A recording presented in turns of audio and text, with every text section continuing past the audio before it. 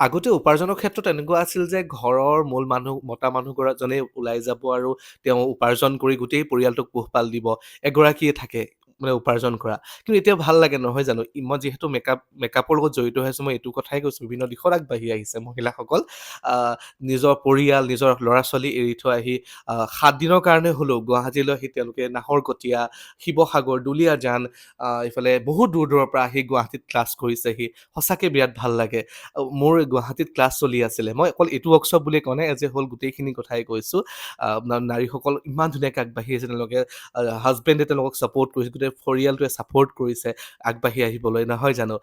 Workshop চলি আছিলে গুৱাহাটীত মোৰ 7 দিনৰ। আজি শেষ দিন। সময়বোৰ যিমান পটককৈ পাৰ হয়, ফাৰ্ষ্ট ডে ষ্টাৰ্ট হৈছিলেহে, আজি লাষ্ট ডে। সকলোৱে চাৰ্টিফিকেট ল'বলৈ পুৰা এক্সাইটেড, লৈছে ধুনীয়াকৈ। সকলোৱে ফটো উঠিছে, মেমৰি ক্ৰিয়েট কৰিছে।